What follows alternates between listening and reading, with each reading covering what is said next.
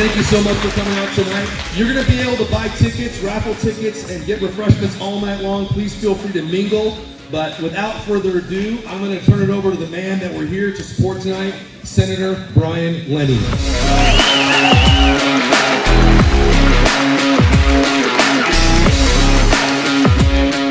Thanks for coming out, everyone. We are not going to keep you here all night, so this isn't going to be one of those like 3 or 4 hour endeavors. But I am thankful for everyone here and for all the vendors and 208 Jujitsu, which when I come, this is where I do Jujitsu, but it's been a while. But I wanted to speak really quickly about kind of how we got to where we are as a state. You know, I remember watching on TV people in China allegedly just dropping dead in the streets during 2020, and I remember watching that saying, man, is this going to be like a real pandemic? Is this a real health crisis, or is this just another scare theater? And then I think in the beginning in 2020 we were all kind of feeling that way, right? Is this real? Should we wear a mask? Are we all going to die? Everybody started day drinking. It was crazy. So after a while, they started pushing masks on us. And then they started pushing social distances, that if you were 6 feet away from someone, you were safe. But if you were 5 feet away, somehow that was dangerous. I think one of the worst things of all that came out of this fake pandemic we had was businesses being labeled essential and non-essential by our own governor in Idaho. A lot of people had to close their businesses down. 208 Jujitsu was one of those. They came back, but a lot of businesses never came back. They were closed down and they never came back, but somehow Home Depot and Walmart were essential. So we faced a lot during 2020 and 2021, but then they brought the vaccine, right? The vaccine, a medical experiment that they forced and coerced a lot of people into getting. A lot of people didn't know better, and we know how that turned out. People started dying suddenly. And that's just the medical stuff. That's just the health issues with this, pandemic they had. I think they called it a pandemic, I guess. With education, a lot of parents, for the first time ever, saw what was being taught to their kids. With all the Zoom calls and the remote learning, a lot of parents realized for the first time, hey, my kid is being indoctrinated with diversity and equity and inclusion and critical race theory and all these types of things. And they're pushing this woke agenda on kids in the schools. So a lot of parents got to see that for the first time ever. And then if we get into the spending, and I think all of these things are awful, but as far as the spending, they printed something like 13 trillion with a T, $13 trillion, just like that, and put not only everyone in this room, but our kids and our grandkids and probably their grandkids deep into federal debt slavery. And then to top it all off, we get President Brandon in the White House, the cherry on top of this pandemic thing. So they weren't entirely wrong. It was a pandemic. There was a pandemic. But the pandemic wasn't a disease. The pandemic had, I think, very little to do with COVID-19. The real pandemic was one of authoritarianism, of tyranny, and it was a pandemic that was ran and orchestrated by a corrupt bureaucratic empire who is power hungry, drunk on power.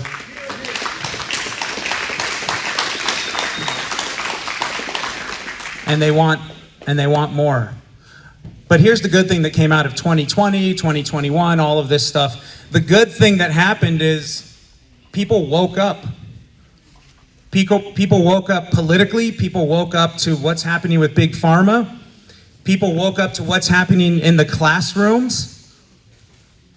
People woke up to the fact that we have, I think just last week, President Brandon topped $34 trillion in debt. We have this massive balloon, and what a lot of people don't realize in Idaho is that when that balloon pops at the federal level, it's going to affect states like Idaho very heavily, because 40% of our state budget is tied to Washington. 40% of our budget is federal dollars.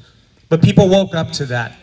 And when you wake up, sometimes you get pissed off.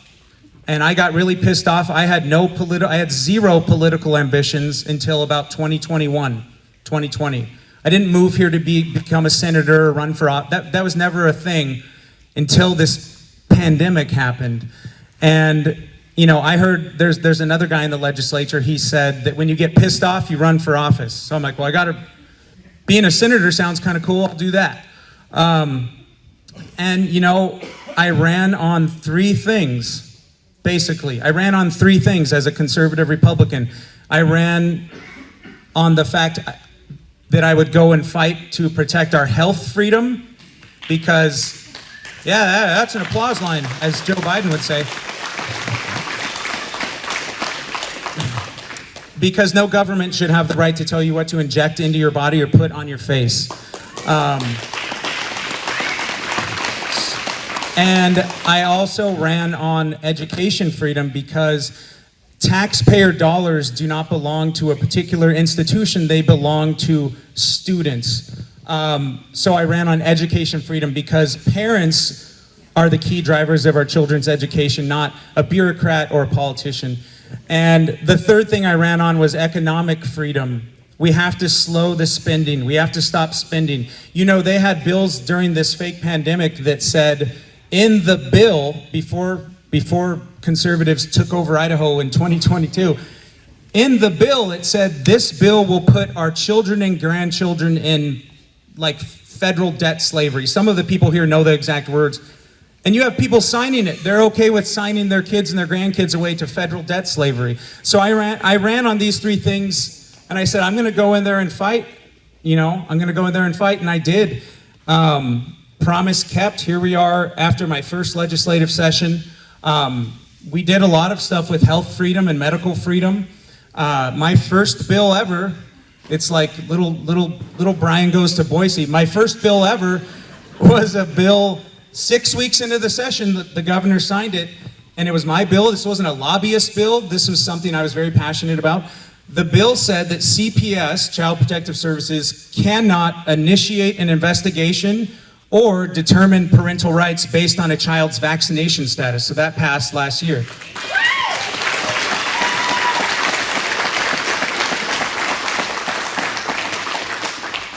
And, you know, we did a lot of stuff. I mean, I don't want to bore you to death, because it frankly bores me to death if I sat here and told you about every bill we did. No, who cares, right?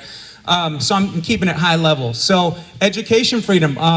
Senator Nichols over here and myself, and there's a lot of legislators in the room. I'm going to embarrass you all later and make you raise your hand. But we carried a school choice bill that for universal education savings accounts that basically said if your kid doesn't want to go to public school, cool, he can go to this school, this school, this school, this school. So we fought for school choice. We fought for education freedom. Some of those battles we won, some of them we didn't win, some of them are ongoing currently. But we went in there and we fought. There's never been, I think that was the first time ever that there was a bill heard on the Idaho Senate floor for universal school choice. And, you know, there's a lot of people in this room as I'm looking around, particularly my colleagues in the Idaho Freedom Caucus, who railed against spending. Because, you know, personally, I think the biggest problem in Idaho politically, we could talk about woke stuff and education and property tax and there's all these things, right? But if we continue to spend money like drunken sailors and put our kids into federal debt slavery, we're not going to have an Idaho left. So we went in there and we fought for economic freedom. We tried to introduce some kind of fiscal sanity and restraint, because in the Idaho Senate, which I'm a member of, the Idaho Senate has not killed a spending bill in years. Think about that. Conservative utopia Idaho, we haven't killed in the Senate one spending bill on the Senate floor in several years. So we went in there and we fought for that. And so that brings us up from 2020 until today. Why are we all here at a Jujitsu gym, which is awesome, by the way, if you guys want to train Jujitsu. My 2 Jujitsu professors are waving over there.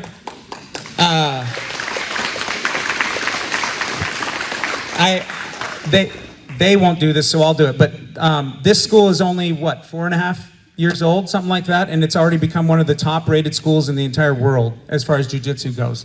In Nampa, Idaho. So that's awesome. Yeah. So why are we all standing here? Why are you looking at this weird bald guy talking about politics and all this stuff? Because the fight's not over. That's why.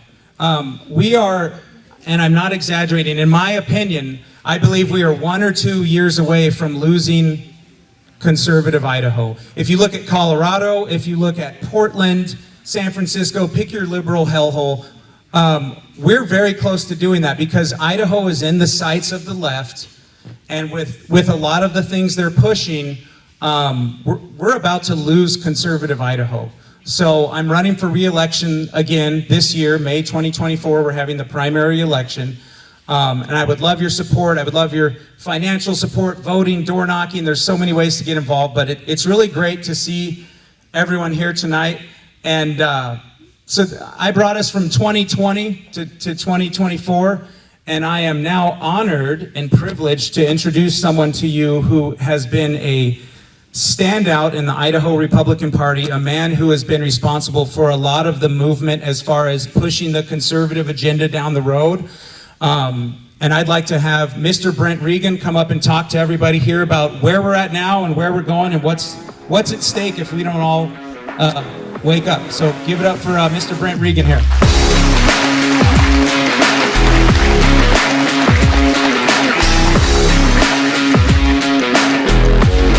I didn't know there was going to be theater in the round.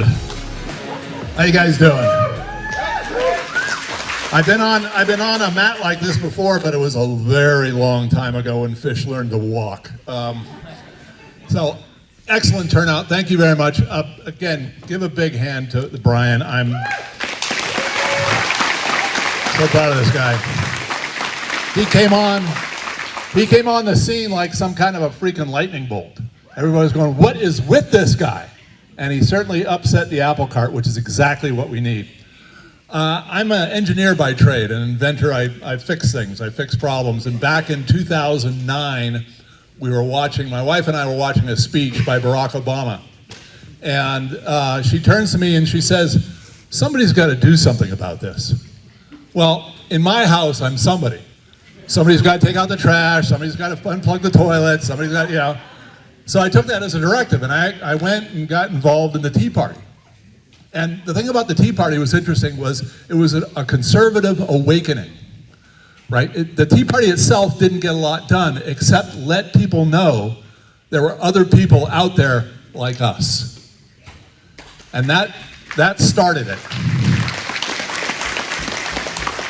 Now Idaho, way back when, was a hard Democrat state. It's miners and farmers and ranchers, and you know they tend to be Democrats, and it was like that for a long time. And then in the mid-90s or so, the movement started going more Republican, and a lot of people were getting elected that were Republicans.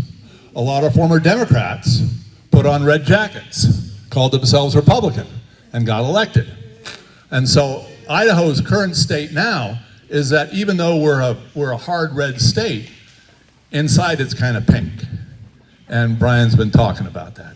We've got, ranked among the states on the Republican legislatures of the 50 states, Idaho ranks 40th for conservatism. 40th. Yeah. So we're trying to improve that. Now, back in 1974, the Chamber of Commerce, the State Chamber of Commerce and industry group got together and had a love child, and that was the Idaho Association of Commerce and Industry. You know that as IACI, right? IACI now has 200 member companies. They represent some of the largest companies in Idaho, and 20,000 employees, or excuse me, 200,000 employees. Huge voting bloc. IACI is the largest and most powerful lobbying group in the state. And there are member organizations. If the IACI says this is our guy here, they're all their little member organizations. You'll see donations, $1,000 donations from each one of these companies that's a member of IACI. Now, IACI itself isn't giving them money, but it's giving a nod and a wink to their members so that they do. And so this is what we're up against. Now, IACI's mission is commerce and industry. So like the launch bill, $8,000 to every student to do training, right? Well, that was good for them. That was good for the students. Wasn't so good for the taxpayer. But they say, listen, if our business grows, then it'll be good for the collective. It'll be good for everybody. So the individual now suffers for the good of the collective. What does that sound like to you? Socialism, yeah, exactly. So that's what we're up against. Now, back about 15 years ago, a little organization started called the Idaho Freedom Foundation. And the Idaho Freedom Foundation's big thing was the Freedom Index. And the Freedom Index is real simple. You go and you take a bill, you read the bill, and you measure it against 12 metrics, right? Does it grow government? Does it raise more in taxes? Does it start a new regulation or a new government agency? Does it decrease freedom or does it increase freedom? And it gives you a score. So if it's big government, big spending, big taxation, low score. If it's more freedom, more prosperity, more rights for the individual taxpayer, high score, okay? And when the legislators vote for that, they get the score. And so at the end of the session, you can look at the scores and you can go, oh, that guy's really a liberal. And this guy's a solid Republican, or solid conservative. Now, one of the first things we found out was all the people that said they were Republican, a lot of them weren't. In fact, the most liberal legislator, and this was back in 2012 timeframe, the most liberal legislator was a Republican from Sandpoint, way past the Democrats. And so the Freedom Index shone a light on this, and people started saying, well, wait a minute, they're not really conservatives. They're not really what I'm voting for. I want the real thing. And then conservatives started taking over, and they've reached a tipping point now. We're right on the cusp. If we can hang on and take a couple steps forward, then we're going to have the majority and leadership crumbles on the Rhino side. You know, IACI, you wonder, are they a powerful organization? Well, they have a ranking system too, and it matches perfectly with the Freedom Index. And when I say perfectly, I mean the perfect opposite. So if a legislature has a high IFF score, they're going to have a low IACI score and vice versa. Now, if you've got a really low Idaho Freedom Index score, you're actually down there with the Democrats. So all the highly ranked IACI scores are down there with the Democrats. Of the 17 top-rated IACI legislators, 17 top-rated, 100% IACI score, 13 of them are senators, and all of them are in leadership, right? They're either leaders or chairmen or vice chairmen of important committees. Our governor was an IACI board member for 20 years. He's a past chairman.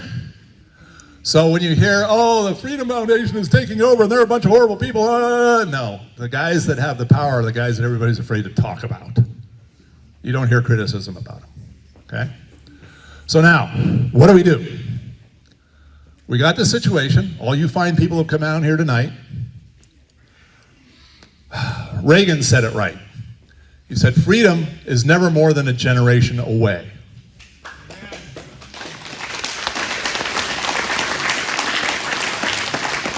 It is not a sanguinal inheritance. It does not pass through the blood. You have to fight for it at every turn. It is each and every one of you's responsibility to fight and preserve it, to pass it on to our kids and our grandkids. That's the simple fact of it. It isn't a battle that's won. It's a battle that's fought all the time. It's like mowing the damn lawn. You do it, you got to go back and you got to do it again. And if we sit down and lay back and say, well, it's okay, they can do it, and you end up with tampon machines in the men's room, okay? That's where it goes. Because if you give them an inch, they'll take a mile. And they will go too far. And they have gone too far. And now we've got a chance. We're at the cusp. I've never seen anything like this. It's kind of exciting in a dangerous way, like when you're at the top of a roller coaster and you don't quite know what's coming up next. But we have a chance now, but we have to get behind it and push. We gotta put in. Now here we are in a place where people exercise, and all of you have tried exercising, some more than others.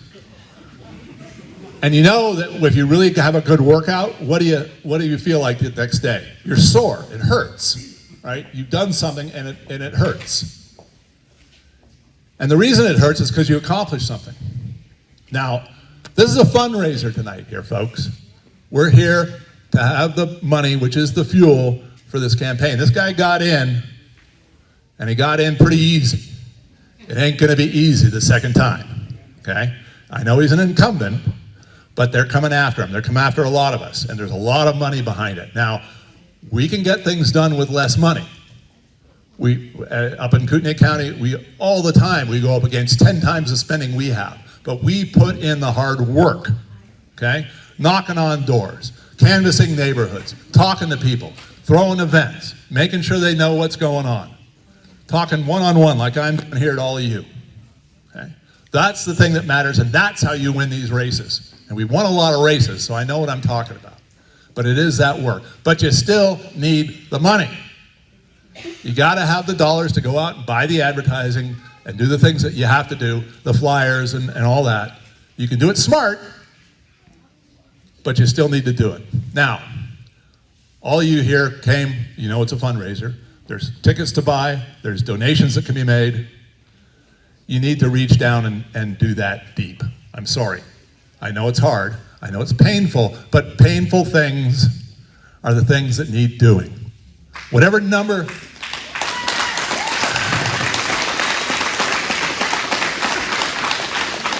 I tell people, whatever number you came in here with, you double that, okay? And yeah, it's gonna hurt, but I'll tell you, I know the worst freaking feeling on the planet.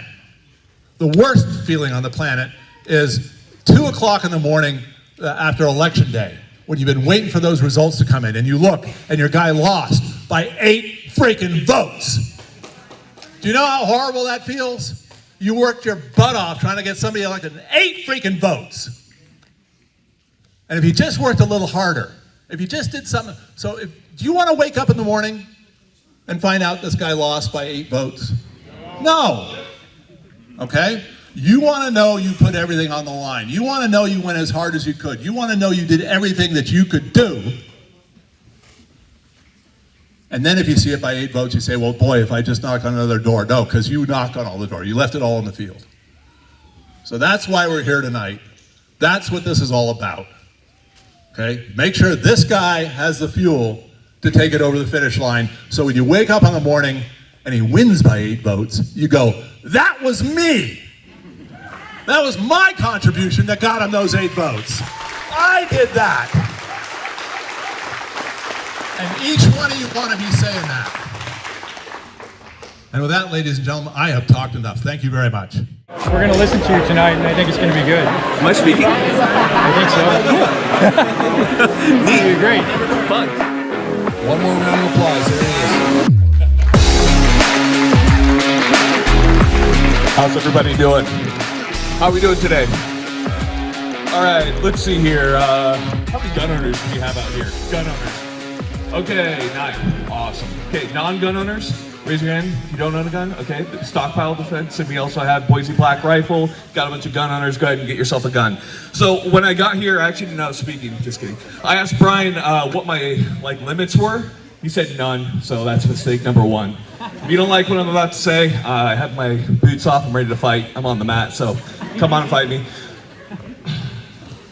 All right. So, let's see here. Let's take a look at the demographics of what we got going on right now. Who do we have here who is over the age of 60? Over the age of 60. Let's go ahead and raise your hands here. Oh, there we go. Okay, over the age of 70. Over the age of 70. Dang. Okay, anybody 75 plus? 75 plus. Are you? Okay, we got 2 right here. Okay, how old are you, sir?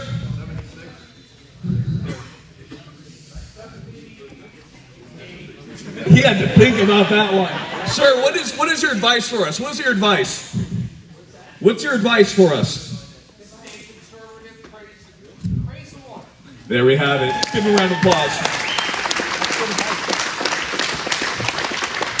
This older generation has brought us to where we are here today. We have better gun rights in many aspects than we've ever had. In a lot of ways, we've lost a lot. However, we do have to thank this generation for getting us to where we are today. So let's give them a big old round of applause there. Thank you so much. Okay, 20 and under, 20 and under. What do we got? 20 and under. Okay, 19 and under, 19 and under. Oh, dang. So what I want to point out here is our younger generation, we got the kids right here. Our younger generation is what's going to be pushing gun rights, what's going to be pushing conservatism further along. More so than anything, we're fighting an uphill battle. So my kind of specialty, I guess, is going to be social media. That's what I'm good at, and that's what we're going to talk about how to defeat. So here's the thing. For who here has social media? Let's see here. Everybody has social media? What are you guys on? Instagram? TikTok? See, a lot of people said no to TikTok, but ask anybody under the age of 18 what they're on, what are they going to say? So no one's on TikTok who's conservative. Is that a problem? Yeah. Problem number one. All right. So we have some big uphill battles that we're dealing with when it comes to social media. How many people here have gotten a strike on social media for posting something that was it vaccine related? Was it vaccine related? I know it was, Senator Nichols. I know it was. So the question is, how do we get around this? What can we do to begin to fix social media? What do you guys think? How are we going to fix it? Don't support them? That's easy to say, but I would say in many ways, Google, Meta, these companies own the town square. What we would consider First Amendment right, I would consider online now. I think the only way we can really repair this is from the inside when it comes to these companies. So when we talk to our younger generation, we need to get these younger individuals into these companies. There's no way we're going to be able to change it without that. So it's one of the hardest asks that I can do for our younger generations to say, you need to go to these companies, to Google, to Meta, to TikTok, and we have to start from the inside. Because right now, I'll tell you one thing that we're not good at, and that's getting on that social media side, especially when it comes to this younger generation. Because just like you guys said, nobody here's on TikTok. I'll tell you what, everybody's on TikTok, losing a battle there.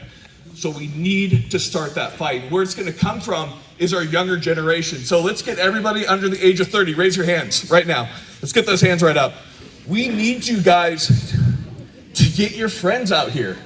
We need this younger generation more so now than ever. So let's make sure that we're doing that. Now, another thing that we're looking at as well is out here in Idaho, we're apparently not a very conservative state, but we should be. Isn't that right, Brian? How come suppressors aren't off the registry here? Let's get it done. Right, everybody? Yeah. We got constitutional carry passed here, right? Pretty awesome. Let's go, Idaho. But there's a lot of steps that we can still do. And the problem that we have is everybody is comfortable. Because when I moved to Idaho, everyone's like, oh, best gun laws in the country. You guys are good. I think we should be even better. We should be a bastion of freedom when it comes to Idaho. You should be able to come here, walk in and out with a suppressor and a machine gun. There should be no reason there are any limitations on that. Because when it comes to the Constitution, what's the First Amendment say? Shall not be infringed. First Amendment, First Amendment. First, you're getting ahead of yourself. First Amendment, what's the First Amendment say, everyone? Freedom of speech, okay. And then after they wrote the First Amendment, they said, but if you're gonna say whatever you want, you should probably have what? A gun, yeah, probably. So we need to do everything that we can to strengthen these gun rights, and more so than anything, for my younger generation, we need to get you guys out here. And social media is not going to get votes. We actually need to get you boots on the ground, out here with your friends, getting this stuff done. Because as great as it is to yell on social media all day, is that going to get anything done for you, Brian? No, absolutely not. We need to get people out here. So please, get with your friends. Now, there's one thing I can say. When it comes to Brian, the only thing that I need to know about him is that liberals hate him. Therefore, I love him.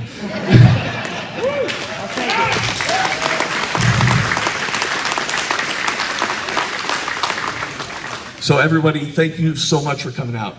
There's a lot of work to be done. I think it's easy to say we're in Idaho. We're a conservative state. We're good. Everybody believes in God. We all love conservatism, but there is much work to be done. Let's make this state the most red freaking state in the entire union. God bless America. Thank you so much, everybody.